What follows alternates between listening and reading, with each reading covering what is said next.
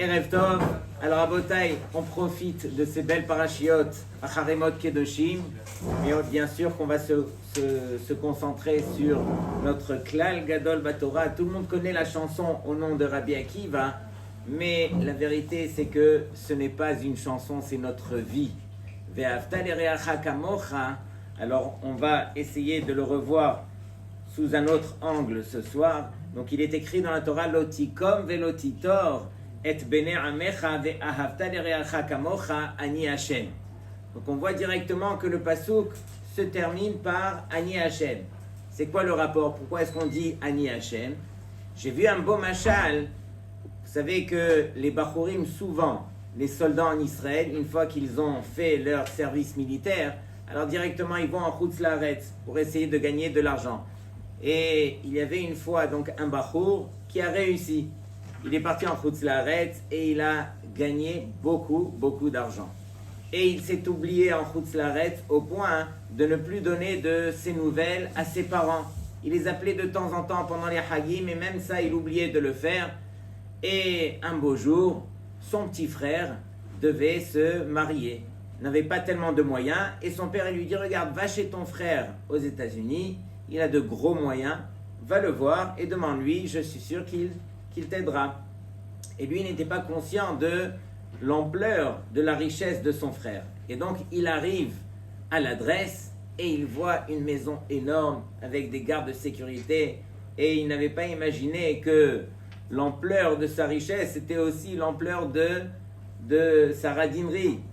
Et donc, finalement, il arrive devant le garde, devant les portes, et il lui dit: voilà, je suis le frère du propriétaire. Et donc, il va voir son frère, et le frère lui dit: non, moi, je n'ai pas de frère. Et donc, le garde redescend, et il lui dit: il m'a dit qu'il n'avait pas de frère, donc vous devez partir.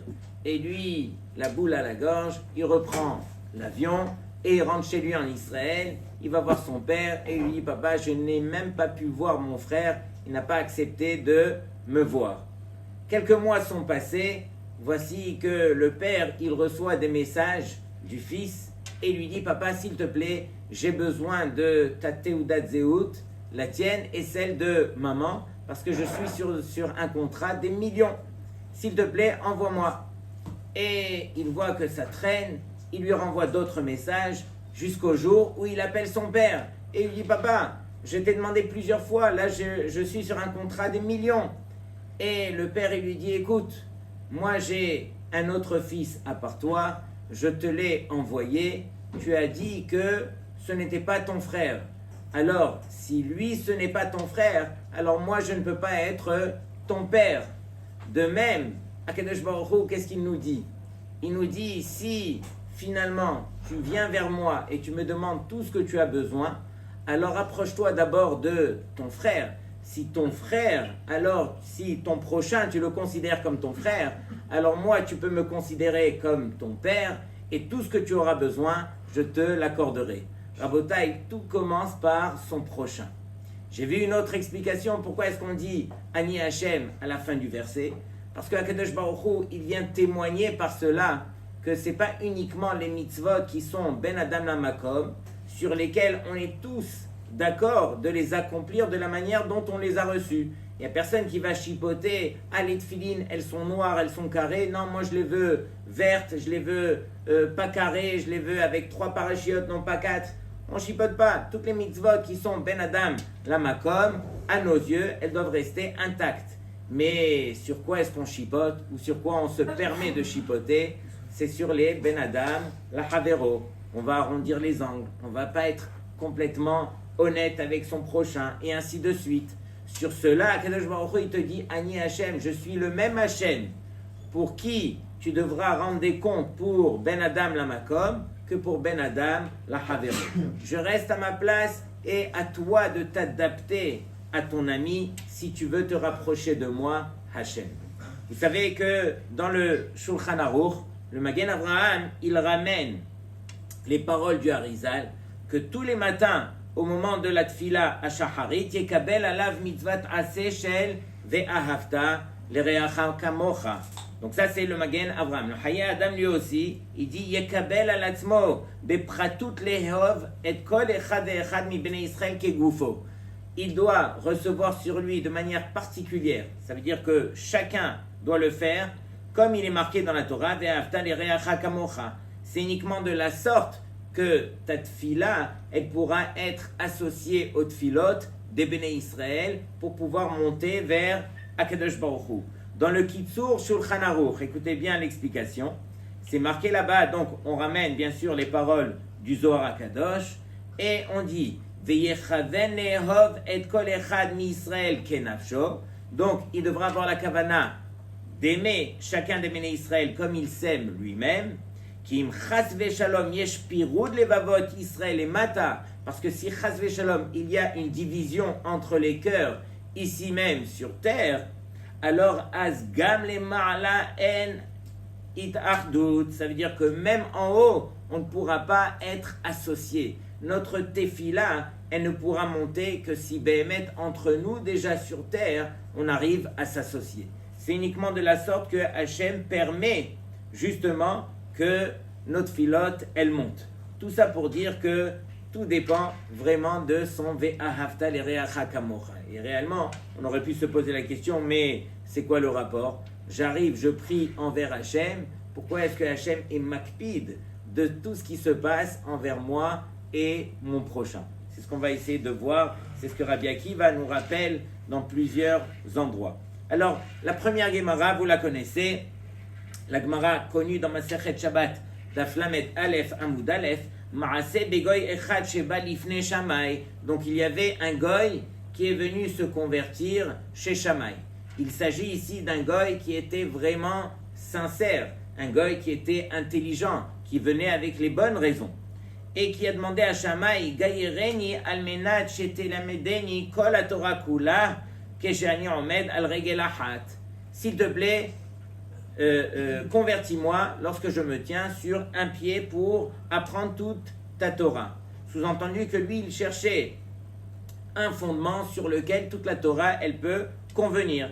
Et donc, Shammai l'a repoussé pour lui dire que de la même façon qu'un binyan ne peut pas tenir sur une seule base, il y a plusieurs bases dans un binyan, de même cette Torah, alors elle ne peut pas tenir que sur une seule base. Balifne Hillel et Guillero, et donc Hillel lui l'a converti en lui disant le klal que de'alach sani le havrach la ta'avid, ce que toi tu détestes, alors ne le fais pas à ton ami. On voit que Hillel déjà ne l'a pas dit sous la forme positive, il n'a pas dit ve'ahavta l'ereacha kamocha, il a plutôt employé le terme de ce que tu n'aimes pas qu'on te fasse, ne le fais pas à l'autre. J'ai vu deux tiroutim, c'est le Maharsha qui ramène. De la même façon qu'il est écrit dans la Torah lotikom velotitor, donc c'est marqué au départ, au début du verset, c'est marqué sous la forme négative. Tu n'auras pas le droit de te venger de deux façons. De la même façon que c'est marqué sous la forme négative, alors Hillel ici aussi, il a employé le terme de la Torah sous la forme négative. Mais plus profondément, pourquoi est-ce que Hillel, il n'a pas utilisé ve'ahavta l'ereacha kamocha? Parce qu'il s'adresse à un goy. Et un goy, lui, ne pourra jamais comprendre la dimension de « tu devras aimer ton prochain comme tu t'aimes toi-même ». Ça n'existe pas, cette notion, chez les goyim. Halvaï déjà que nous, chez les Béné Israël, on puisse la comprendre et l'intégrer et la vivre. Mais encore une fois, est-ce qu'on est à ce niveau de pouvoir appliquer une telle chose? Tu vas aimer ton prochain comme tu t'aimes toi-même. On va voir plusieurs explications. La deuxième Gemara, celle qui devrait nous faire réfléchir, puisqu'elle a été citée au nom de Rabbi Akiva, donc c'est la Gemara Samerbet Amoud Aleph dans Baba Metzia. Alors là-bas, on parle de deux qui se trouvaient dans le désert. Et dans la main d'un d'entre eux, il y avait une gourde d'eau. Et la Gemara nous dit comme ça, Im shotim shenehem metim. Si les deux ils vont boire de cette gourde, alors les deux ils vont mourir. Veim shote echad mehen magia le yeshuv. Et s'il n'y en a qu'un seul des deux qui va boire, alors là il pourra arriver à destination. Et donc, sur cela, Machloket Tanaïm, Darash ben Petora, Mutal sheishtu shenehem veyamutu, ve'alir echad mehem bemitato shel havero. Et donc, Ben Petora, le premier Tana, il dit, vaut mieux que tous les deux, ils boivent de cette gourde, et qu'il n'y en ait pas un des deux qui, chas v'shalom, verra l'autre mourir.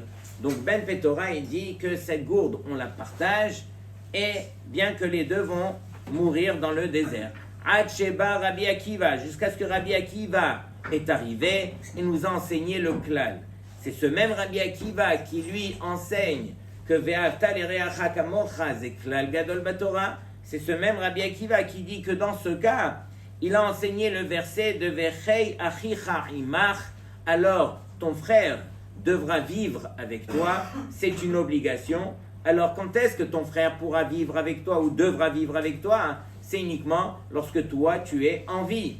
Mais si toi tu vas mourir, alors sur cela la dracha elle est hayecha kodmim le hayecha vercha, que ta vie elle prime, elle passe avant celle de ton frère. Donc Rabbi Akiva vient nous rappeler à l'ordre dans ce cas, que dans ce cas, alors c'est quoi ve'avta l'ereacha kamocha? C'est tu devras vivre, ta vie elle passe avant celle de ton frère. Donc, encore une fois, de manière générale, on dit tu devras apprendre à aimer ton frère comme tu t'aimes toi-même. Et d'un autre côté, si ta vie est en danger, alors Rabbi Akiva, il te rappelle à l'ordre et il te dit non, il y a quand même une limite à cette mitzvah de Ve'avta l'ereacha kamocha, qu'au niveau de la vie, alors tu devras d'abord faire passer ta vie avant celle de ton frère. Regardez bien l'explication du Torah Moshe. Le Torah Moshe, il dit comme ça. Il dit que on connaît le klal gadol batora de Ve'avta l'ereacha kamocha. Alors comment se fait-il que ici Rabbi Akiva il est dit hayecha kodmim le hayecha vercha, ta vie elle passe avant celle de ton frère. Alors il pose la question, il dit mihu hade hayecha kodmim hainu be'inyane ha'olam hazeh. Il dit quand est-ce que Rabbi Akiva il a dit que ta vie elle passe avant celle de ton frère? C'est uniquement pour les besoins de ce monde-ci. Mais aval bechaye netzach, pour la vie éternelle, pour la raison pour laquelle on est venu sur terre, c'est justement pour amasser des mérites pour notre vie éternelle. Donc en ce qui concerne la vie éternelle, qui est la vie la plus importante, sur celle-là, alors dehainu belimud haTorah chayav lelamed la'acherim. Sur cela, Rabbi Akiva et tout le monde sont du même avis que Ve'avta l'ereacha kamocha, qui veut dire que tu devras apprendre à aimer ton frère. Et comment tu vas apprendre à aimer ton frère? Tu vas lui enseigner la Torah, et par cela, tu lui permettras d'avoir chaye netzach, une vie éternelle. Donc c'est ça quelque part le but. Le but, c'est de montrer combien tu aimes ton frère, et combien tu aimes ton frère, c'est lui accorder le plus grand mérite qu'il pourrait y avoir ici sur terre, qui est d'étudier la Torah, de faire les mitzvot. Et encore une fois, toutes ces choses-là, c'est pour nous rappeler à l'ordre, pour nous permettre de réaliser qu'on a déjà un prochain. Je me rappelle une fois, mon épouse, elle est revenue d'un kinous de femmes, et il y avait là-bas une jeune fille qui était aveugle et qui avait chanté, et pendant qu'elle chantait, alors tout le monde se mettait à verser des larmes, parce qu'on voit d'abord une jeune fille très jolie, malheureusement qui est aveugle, mais qui avait un talent phénoménal. Et pendant la chanson, alors qui était vraiment avec beaucoup de regesh, alors il y avait une femme qui était derrière mon épouse, qui se mettait à parler et tout, et ça dérangeait. Et les autres femmes autour d'elle lui disaient non mais chut, chut, il lui faisait le signe, et du fait que ça dérangeait, donc voilà. Mais en fin de compte, elle continuait à parler à une autre femme, et à la fin de la soirée, alors elle est venue voir ma femme, et elle lui a dit alors tu as vu comment elle a bien chanté la fille? Et ma femme, tout ce qu'elle voulait lui dire, c'était non mais la vérité, il fallait pas parler pendant ce moment-là, quoi. Tu dérangeais, tu n'as pas réalisé que tu dérangeais. Et à ce moment-là, avant que ma femme ne lui ait dit quoi que ce soit, heureusement d'ailleurs, alors voici que la femme, elle lui dévoile. Elle lui a dit non mais Vous vous rappelez de quelle chanson est-ce qu'il s'agissait là-bas? Elle chantait la chanson de Vezakeni Legadel. Et là, je me suis tourné vers cette femme qui depuis 18 ans, elle était mariée, qui n'avait pas d'enfant. Et je voulais la distraire à ce moment-là pour ne pas qu'elle ait de la peine. Elle n'avait pas d'enfant. Et nous, on est en train de chanter Vezakeni Legadel, Banim Ubne Banim. Elle n'a jamais eu d'enfant. Et donc, regardez, c'est quoi Ve'ahavta l'ereacha kamocha. Et donc, Ve'ahavta l'ereacha kamocha, Rabotai. Alors, on ne peut le comprendre que si on associe une autre mitzvah avec elle, qui est Betzedek tishpot et amitecha. Si tu arrives à juger favorablement ton ami, alors tu arriveras doucement aussi à l'aimer. Comme dans ce cas, si finalement toutes les femmes s'étaient tournées vers elle et lui étaient tombées dessus de façon gratuite, alors il ne l'aurait pas jugé favorablement, on n'aurait jamais entendu l'explication, et voilà, l'histoire se serait tassée de la sorte. Mais il faut apprendre à juger favorablement. Je me rappelle une fois, Rav Chaim Kanievski, il recevait l'après-midi Kabbalat Kahal, et combien de centaines de personnes traversaient sa maison, et il y avait un jeune garçon qui avait étudié tout Masechet Megillah. Et il a été avec son père, justement pour que Rav Chaim, il lui pose quelques questions sur la Masechet. Mais l'après-midi, il y avait tellement de monde, donc qu'il lui pose une ou deux questions déjà, c'est déjà bien. Un jeune garçon qui avait fait Masechet Megillah. Et donc, il arrive chez le Rav, et finalement, son tour arrive. Le Rav, il lui dit, alors tu as fait Masechet Megillah? Il lui dit oui. Il lui dit, est-ce que tu veux que je t'interroge? Il lui dit oui. Alors, il lui dit, regarde, c'est marqué, je fais une parenthèse, il y a marqué dans Masechet Megillah, dans Daf Gimel, je crois que c'est Gimel Amud Bet, là-bas c'est marqué que Mansapar, les lettres sophites, même Nun Mansapar, alors les lettres sophites, c'est qui les a inventées, alors c'est marqué Sophim Amarum, c'est marqué que ce sont les Nevi'im qui les ont développés. Il y a cette même Gemara dans Masechet Shabbat, Daf Kuf Dalet. Et donc, voici que Rav Chaim, alors, il pose cette question au jeune garçon. Il lui dit, dis-moi, Mansapar, qui c'est qui les a inventés, qui a fait Mansapar? Et donc, le garçon, il est là, il perd ses moyens, il est devant le Gadol, et là, il n'arrive plus à se rappeler. Et voici que Rav Chaim, directement, il dit, non, Mechila, je me suis trompé. C'est une Gemara dans Masechet Shabbat. Viens, je te pose une autre question. Et donc, directement, il a tourné la chose pour ne pas faire honte, justement, au Bachour. Si déjà on parle de Rav Chaim, il y avait une fois le Rav Shlomo Levinstein. Voilà, on étudie ses Sfarim. Le Rav Shlomo Levinstein, il était très connu dans la maison de Rav Chaim. Pourquoi? Parce que lui, il a beaucoup de questions qui sont très très intéressantes. Et Rav Chaim, des fois, alors, il aime bien discuter tout ça. Et quand les petits-fils de Rav Chaim, ils voient Rav Shlomo Levinstein venir pour distraire le Rav et tout, alors ils le font passer. Et Rav Shlomo, comme il sait bien le faire, donc il pose des bonnes questions et tout. Il est arrivé un jour, et il a dit, Rav Shlomo Levinstein, il a dit, je dois vous raconter. Moi, j'arrive devant Rav Chaim, et là, à ce moment-là, alors j'arrive devant lui, et là, je ne sais même plus comment je m'appelle. Ma tête qui me lâche, et j'étais devant le Gadol, et moi aussi j'ai perdu mes moyens, et arrivé à ce moment-là, alors je me suis dit, mais je suis venu lui dire quoi au juste? Et donc directement, Rav Chaim, il a vu que j'ai rougi un petit peu, directement, il a pris un chumash, il a ouvert devant moi, et il s'est dit, bon, une fois que je vais revoir le pasouk et tout, je vais me rappeler la question. Mais même ça, il a ouvert le chumash, même la question, je ne me rappelais plus et tout. Et Rav Chaim, qu'est-ce qu'il a fait directement quand il a vu que j'avais très honte? Alors directement, il a pointé sur un Rashi, et directement, il m'a posé une question, il m'a dit, alors regarde, tu te rappelles le truc, on avait discuté, ça. Et donc, c'est ça un Gadol. Un Gadol qui voit que son prochain, peut-être qu'il aura honte. Quelqu'un qui voit qu'on peut faire du bien à son prochain, pas d'ailleurs que combien on se doit d'essayer de tourner la chose pour essayer de montrer à l'autre combien on l'apprécie, combien on l'aime. Donc c'est ça quelque part, ve'afta l'ereacha kamocha, savoir juger l'autre comme il se doit, donner à l'autre toute sa place essayer vraiment de comprendre c'est quoi Ve'ahavta l'ereacha kamocha, alors il y a une machloket rishonim. Je vous lis d'abord les paroles du Ramban.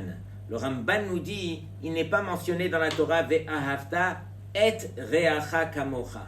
Tu aimeras ton prochain comme toi-même. C'est marqué les reacha, pour ton prochain. Sur cela, le Ramban déduit que la nature de l'homme, elle est ce qu'elle est, et on ne peut pas arriver à ce niveau de pouvoir aimer son prochain comme on s'aime soi-même. Pourquoi ? Parce que on n'a fait que, depuis qu'on est né, on n'a fait que prendre, on n'a fait que chercher son intérêt. Chacun finalement grandit et finalement ne se voit qu'à lui-même. Alors bien sûr que la Torah, elle, nous encourage et nous pousse au travers des mitzvot d'apprendre à se tourner à son prochain, réaliser déjà qu'il y a un prochain, on n'est pas tout seul sur terre, et Akadosh Baruch Hu nous a ordonné de faire les mitzvot en société pour justement se détacher de sa personne. On finira par se marier et on comprendra c'est quoi apprendre à donner, et si on n'a pas appris avec sa femme, alors je peux vous dire que les enfants, ils vont bien vous éduquer. Les enfants, lorsque on arrive à la maison, s'il y a une pizza et s'il vous reste un morceau à la fin, ah, vous êtes chanceux. Mais ça pour vous dire que c'est ça le prochain. Le prochain, il est là pour te rappeler à l'ordre. Le donneur professionnel, c'est Hachem. Et après, Akadosh Baruch Hu, il te donne son flambeau et il te dit, joue ton rôle. Apprends à donner à l'autre. Vous avez raconté une fois que on était dans une macolette en Israël et j'avais un groupe et j'étais parti dans cette macolette pour faire les courses parce qu'on devait aller faire une sortie, et donc j'avais acheté beaucoup de bonbons et tout. On était assez pressés, ils m'attendaient dans le car. Je viens pour me rapprocher de la caisse pour régler, et là je vois que le propriétaire du magasin, il est en train de parler avec un type. Je voulais juste leur dire, écoutez, je suis vraiment pressé. Et là, quand je me suis rapproché, j'ai compris de quoi est-ce qu'il s'agissait. Le propriétaire du magasin, il a sorti son livre où il y avait toutes les familles qui étaient à crédit. Et c'était un quartier religieux où il y avait beaucoup d'avrechim qui étaient à crédit. Et voici que le monsieur est en train de lui dire, dis-moi, quelle est la famille qui doit le plus d'argent, qui a le plus grand crédit. Et donc il a vérifié dans son carnet, et il a vu qu'il y avait une famille qui devait plus de 6000 shekels. Le monsieur, il a sorti son chéquier, il a fait, et il lui dit, je te donne ce chèque à condition que tu ne dises jamais de qui cet argent est arrivé. Au moment où il lui a donné le chèque, un des enfants de cette famille est rentré, qui voulait prendre encore à crédit le pain et le lait, les denrées de base, et donc le propriétaire, il appelle, il lui dit, va dire tout de suite à ton père qu'il ne doit plus rien à la macolette, qu'il peut venir quand il veut. Regardez, c'est quoi un Ben Israël, encore une fois, qui a réfléchi, qui s'est dit, j'ai envie d'aider mon frère juif. Et donc il est arrivé lui-même à cette réflexion de dire, je vais aller à la macolette, je vais voir la famille qui en a le plus besoin et je vais donner. Encore une fois, tout le crédit, il n'est pas uniquement sur l'action. Vadaï que l'action, elle est grande. Mais c'est surtout sur la réflexion. C'est ça, Ve'ahavta l'ereacha kamocha. Si tu veux aimer ton frère, à toi de t'asseoir de temps en temps et de réfléchir, c'est quoi aimer mon prochain? C'est quoi lui donner ce qu'il a besoin de recevoir? Il faut apprendre doucement à arrêter de donner ce que nous on a envie de donner, ce que nous on sait donner, et essayer de se tourner vers son prochain pour lui donner ce qu'il a besoin, encore une fois, de recevoir. C'est un autre monde, c'est une autre paracha. C'est un autre chinour. À nous de vraiment travailler cela. Donc le Ramban en question nous dit que no chance. On n'arrivera pas à aimer son prochain comme on s'aime soi-même. On s'aime tellement soi-même. Et donc le Ramban nous dit Hayecha kodmin et hayecha vercha. Donc il ramène la Gemara qu'on a citée au nom de Rabbi Akiva. Et donc, il dit que la mitzvah de la Torah, chez Yohav Havero Bechol Inyan Kasher Yohav et Nafsho. C'est-à-dire que la réponse de Ve'ahavta l'ereacha kamocha selon le Ramban, c'est que tout ce que toi tu aimes, alors apprends à le faire à ton prochain. Tout ce que toi tu apprécies, essaye de le respecter aussi envers ton prochain. Par exemple, tu as vu que toi tu aimes bien lorsque tu as réussi quelque chose qu'on t'encourage. Lorsque ton ami a réussi aussi, il faut apprendre à l'encourager. Il faut apprendre vraiment à essayer de lui permettre de réussir, et même mieux que toi. savez que la vérité, elle est ce qu'elle est. Lorsque il y a Réhouven qui a travaillé et qui a eu 15 à son examen, 15 sur 20, c'est déjà bien. Alors Réhouven, quand il a sa copie, la seule chose qu'il a envie de voir, c'est si Shimon, son ami, alors lui aussi, il a réussi ou pas. Alors ceux qui ont des mauvaises midotes, alors malheureusement, ils rêvent que l'autre, il n'a pas réussi, comme ça c'est moi le meilleur. Ou bien ceux qui ont de bonnes midotes, ils disent, tu sais quoi, j'espère au moins que Shimon, il va réussir autant que moi. Et donc la raison pour laquelle il va tourner sa tête, c'est juste pour voir, est-ce qu'il n'a pas eu 15,5 ? Même le 15,5, ça va le tuer. 15, comme moi, ça suffit. Mais 15,5, c'est déjà trop. Donc Rabotai, c'est ça, Ve'aftalera Chakamocha. C'est-à-dire apprendre à aimer l'autre, apprendre à permettre à l'autre de réussir encore, même mieux que nous. Arrête, chacun il doit vivre sa vie. Akadosh Baruch Hu, il a décidé pour chacun ce qu'il doit recevoir. Ce que toi tu dois recevoir, c'est parce que ton frère a eu comme tikkun, et donc chacun est complètement différent. On doit apprendre à grandir dans la vie. Comment se fait-il que lorsque le premier Beth Amikdash il a été détruit par les 3 plus grandes fautes, qui étaient Gilouy Avoda, Gilouy Arayot, Avoda Zara et Shfichut Damim. Pendant que le deuxième Beth Amikdash, la Gemara a dit qu'il y avait Limud Torah, il y avait Gemilut Chasadim, mais c'est à cause de Sinat Chinam que le Beth Amikdash a été détruit jusqu'à aujourd'hui. Et on pose la question, mais s'il y avait Gemilut Chasadim, comment est-ce que tu peux dire qu'il y avait Sinat Chinam? Alors, comme je vous l'ai expliqué, on peut entre nous, alors, quelque part, faire du chesed. Mais ce chesed, il est complètement calculé. Il est vraiment mesuré par rapport à chacun. Mais aussitôt que ce chesed, alors, il va me pousser à voir que l'autre, il a réussi encore mieux que moi, alors là, je vais tracer ma limite. Ça va être ça, quelque part, la sinatrinam. Sous-entendu que ce chesed, il avait une limite. Et donc, dans la même génération où on pouvait avoir Gemilut Chasadim, il n'y a pas de contradiction, on pouvait voir aussi Sinat Rinam.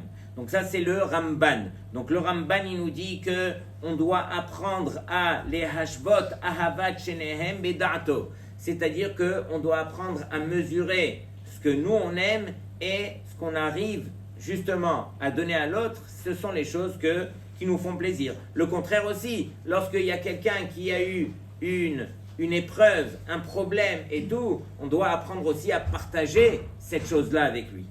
Le Rambam, lui, il nous dit que non. Il nous dit que quelqu'un peut arriver à ce niveau, que de pouvoir aimer son prochain comme soi-même. Le Rambam, il nous dit dans Ilchot Deot, Tzarich lesaper beshifro velachus al mamono. Comment est-ce qu'on peut faire pour aimer son prochain comme soi-même? De justement lui faire des louanges, de faire attention à son argent, de faire attention à toutes les choses qui lui appartiennent de la même façon qu'on l'aurait fait pour nous-mêmes.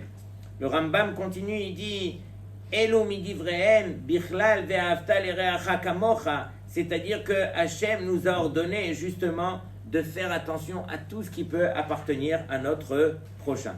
Donc Rabotai, voici mais vraiment sur un pied, comme on l'a vu dans la Gemara, ce goy qui est venu se convertir, nous aussi, on a joué à ce jeu ce soir, que sur un pied, on a essayé d'effleurer le sujet de Ve'ahavta l'ereacha kamocha, mais Blineder Be'ezrat Hashem, dans les semaines à venir, on va essayer de rentrer en profondeur. Shabbat Shalom Lekulchem.